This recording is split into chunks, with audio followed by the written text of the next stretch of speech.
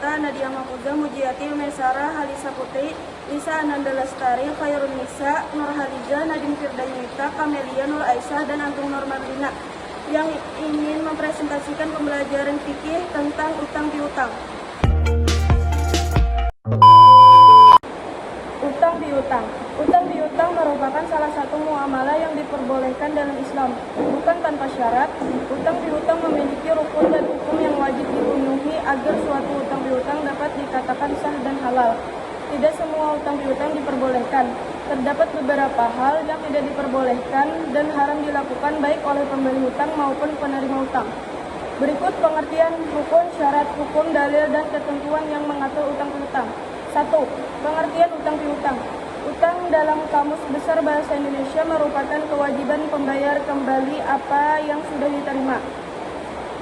Kata utang terdiri dari dua makna, yaitu utang dan piutang. Utang berarti suatu yang dipinjamkan dari orang lain.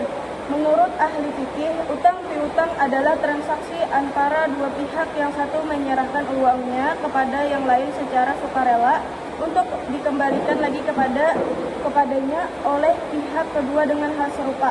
Utang piutang ialah memberikan sesuatu kepada seseorang dengan perjanjian dia akan membayar atau mengembalikan barang tersebut dengan jumlah yang sama. Misalnya utang 1.000 dikembalikan 1.000, atau jika utang itu berwujud beras misalnya juga harus dibayar dengan beras yang jumlahnya sama. Utang piutang menurut istilah syara adalah akad untuk memberikan sesuatu benda yang ada harganya. Dalam Islam, utang piutang juga dikenal dengan istilah al-qard. Secara etimologis, kata al-qard berarti al-qat'u, yang bermakna potongan. Qard yaitu memberikan harta kepada seseorang yang dikembalikan imbangannya, seperti memberikan kain atau dikembalikan dengan kain yang serupa. Qard adalah yang diberikan oleh pemilik untuk dibayar.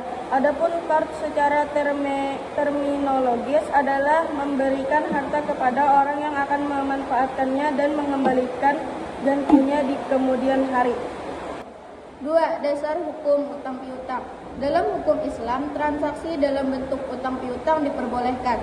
Dasar hukum yang mengaturnya antara lain adalah Al-Quran, hadis, dan ijma'. A. Landasan Al-Quran.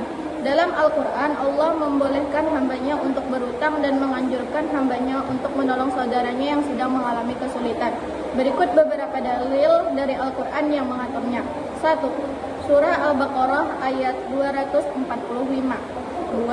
Surah Al-Baqarah ayat 280.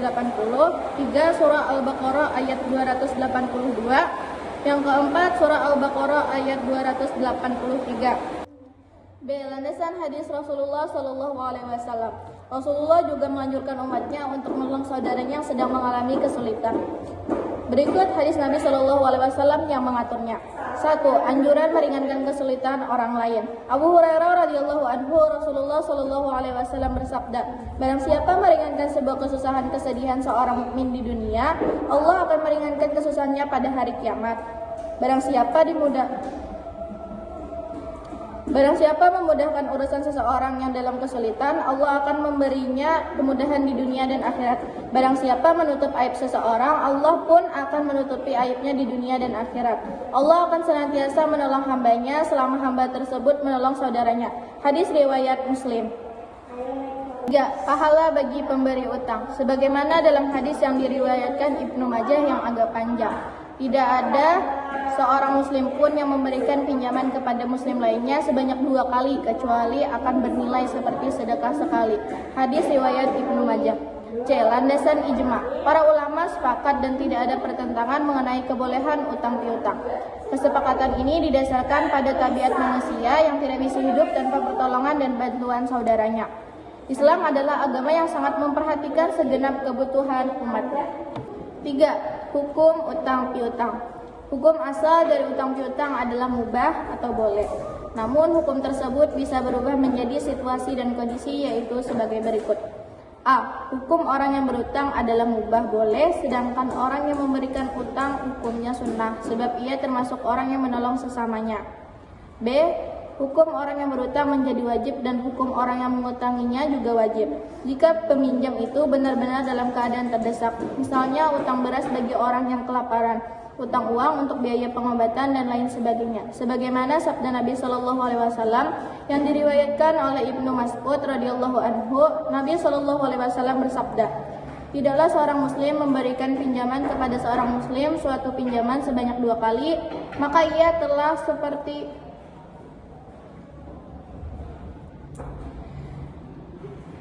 Tidaklah seorang muslim memberikan pinjaman kepada seorang muslim suatu pinjaman sebanyak 2 kali, maka ia seperti telah bersedekah sekali. Hadis riwayat Ibnu Majah.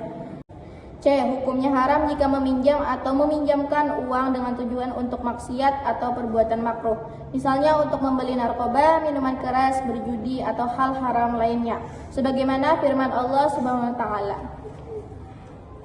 Tolong menolonglah kamu dalam mengerjakan kebajikan dan takwa, dan jangan tolong menolong dalam perbuatan dosa dan permusuhan. Bertakwalah kepada Allah, sesungguhnya Allah sangat berat siksaannya. Quran Surah Al-Maidah ayat 2. Haram pula hukumnya bagi pemberi utang untuk mensyaratkan tambahan pada waktu akan dikembalikannya utang.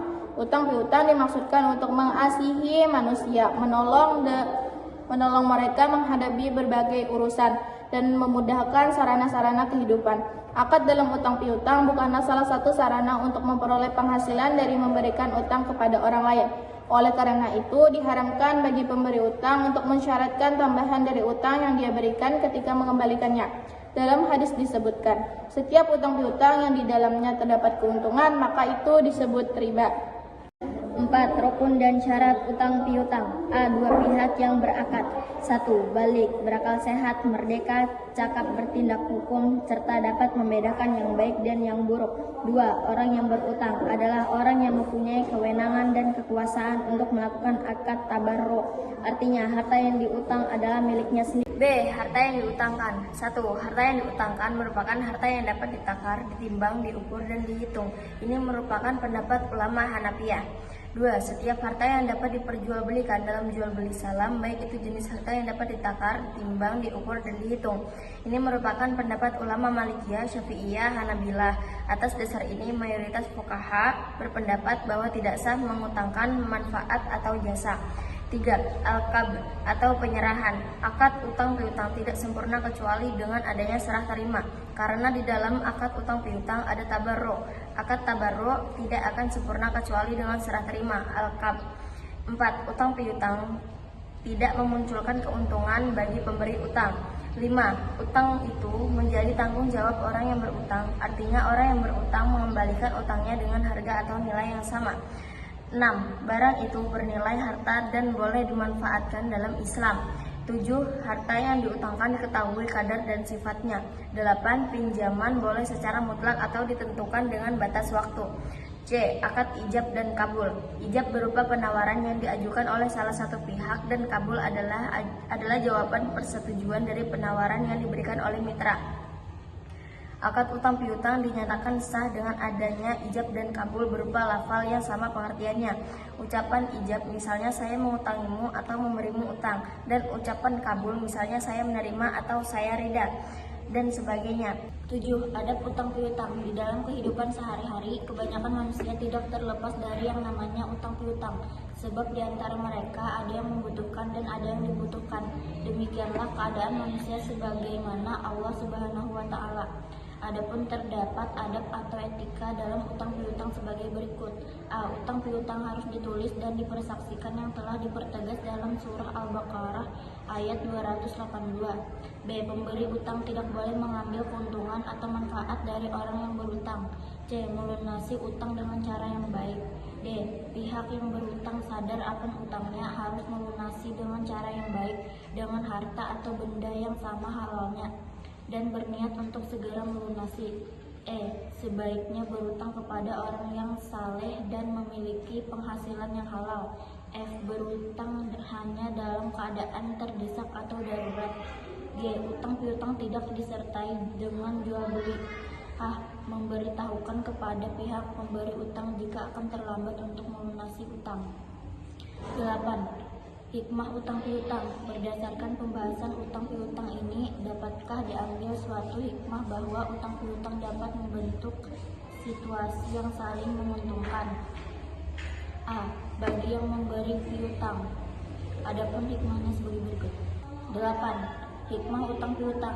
Berdasarkan pembahasan utang piutang ini, dapatkah diambil suatu hikmah bahwa utang piutang dapat membentuk situasi yang saling menguntungkan? A.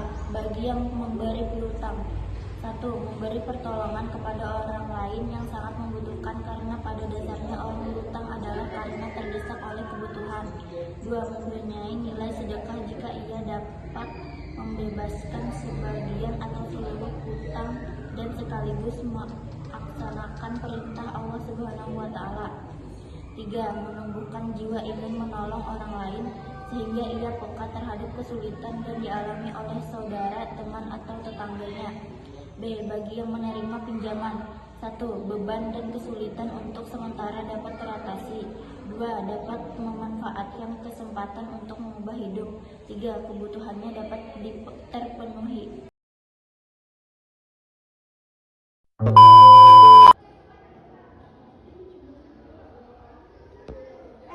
Kalian mau nggak temenin aku ke tempat Mujiati? Ayo, ayo.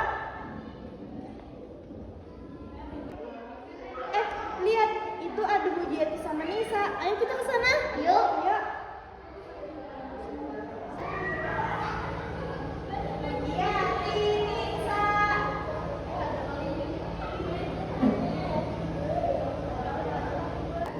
Aku boleh nggak kalau minjem uang sama Mujiati? Boleh, mau pinjam berapa? Pinjam 200.000 buat keperluan di rumah, boleh nggak? Boleh, tapi ku beri waktu jangka 2 bulan ya. Oke deh. Bisa tolong ambil uangnya tuh dari sini aja. Oke.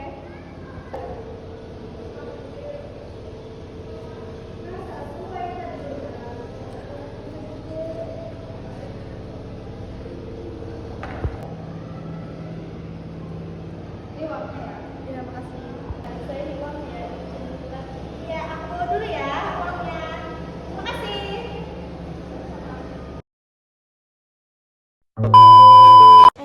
Maisara, sekarang udah tanggal 10 Januari nih, udah jatuh tempo aku bayar hutang sama Mujiati. Iya. Kamu mau nggak temenin aku ke tempat Mujiati? Ayo. Ayo. Maisara, bantuin aku ambil uang Mujiati aja yuk. Ayo. Ayo.